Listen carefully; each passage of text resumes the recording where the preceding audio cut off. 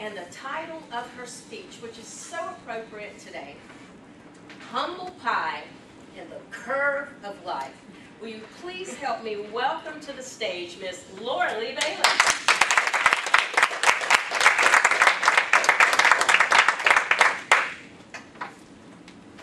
Fellow Toastmasters and distinguished guests. Losing a job, and one that is well suited for one's skill sets, passions, and purpose, is a daunting experience. Becoming another statistic can be rather humbling. It's amazing the number of emotions one can go through in just the course of a day, much less struggle with the realities that one is no longer a part of something that was so clearly a part of who we are or who we think we are. A tremendous sense of loss. We may find ourselves asking God, why? For what purpose? How are we to respond?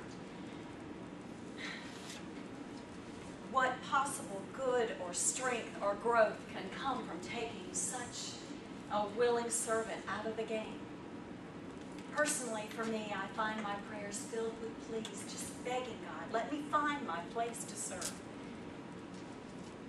In a recent correspondence with our personal Toastmasters, vibrant coaching life coach, Nicole Greer, she asked me the question, what is your story of right work? Well, at first I didn't know how to answer that question, but then I came to understand it to mean, what is your story of the times that God has led you in the past and the times that you were obedient? Nicole, I don't know if that's what you had in mind when you asked that question, but it's what I gleaned from that question that precipitated a thought process to help me get beyond this current paralysis. I began collecting a list of memories, of clear examples of the times that God has intervened in my life and the ensuing results that changed the direction I was going. I also vividly remember asking God the same question during some of these interventions. You want me to do what? But in looking back over these interventions, there have been many forks in the road and with it choices to make. But this one's different today. Today I find myself entering into a hairpin curve with no fork in sight. No choice in the matter. And I had only one option, move through it. There's a racing term that relates to the track called the apex of the curve. And the following is a description of how to maximize that part of the track. As you enter a curve, you should start braking at the outside of the corner, giving yourself the most room to make the turn.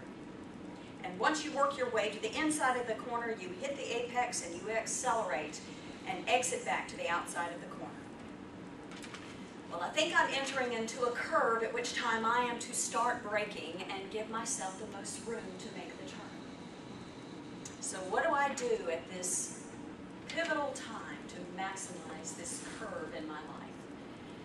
Well, first of all, I'm learning to accept, no, embrace being a bona fide humility.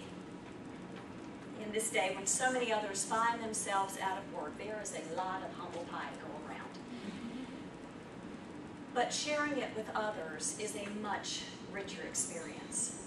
And interestingly, it takes us outside of ourselves and brings forth a characteristic of compassion and encouragement for others. Learning to be patient and wait on God's timing is an exercise in and of itself.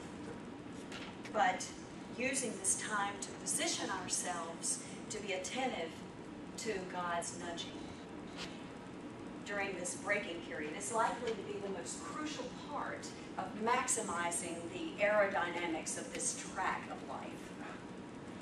I imagine that one of the best ways a racer can become the very best among the competition is to get an outside perspective of not only the track, but also their own performance on the track. And what they may find through a visual observation is the confirmation of some effective skills, but also the realization of some hindering qualities that could cost them the race. Well, I've discovered a valuable tool that is helping me during this time of putting on the brakes to help me get a bird's eye view of my skills and strengths and my weaknesses from an outsider perspective. It's called 360 Reach, a website that allows one to tap in to the perspective of others. A valuable resource that we all have. We have a handle on what we think are our skills and our strengths and our capabilities, but what we don't have at our fingertips is a clear understanding of what others perceive to be our strengths, our gifts, our abilities, and our weaknesses that we might exhibit without even knowing it. This website offers a free 14-day trial to take advantage of this tremendous resource. Our friends, our family, our co-workers, our church members, those that know us well, even this very group of Toastmasters, can be a willing participant in a personal, anonymous survey that can help us find focus, affirm, or redirect us to those qualities that others see within us. We may have to take another slice of that humble pie to accept what others may perceive of us, but it is a necessary part in order for us to be authentic when we come out of that curve.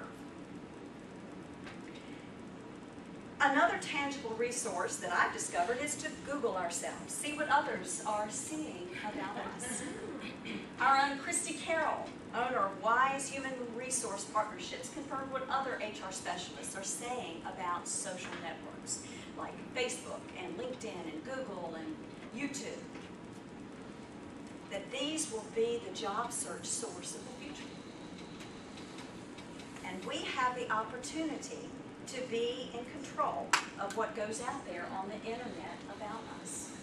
And we can maximize that information with a positive flurry of material that represents us.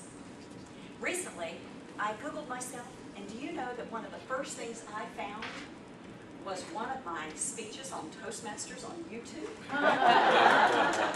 We are a walking advertisement for Toastmasters on YouTube, but it goes both ways. Toastmasters is a valuable advertisement for us on YouTube. All the more reason for us to give it our best shot. Since gratefulness is our theme for today, I want you to know that I am so thankful to this organization of Toastmasters. It has given me reason to get out of bed in the morning, to find fellowship outside of my usual circle of friends, to receive and give back encouragement, and to occasionally take a bite of that humble pie. But best of all, Toastmasters is a valuable resource that is helping me as I enter into this dreaded curve of life, to give me momentum coming out on the other side with new focus, ready to accelerate and celebrate whatever God has in store for me.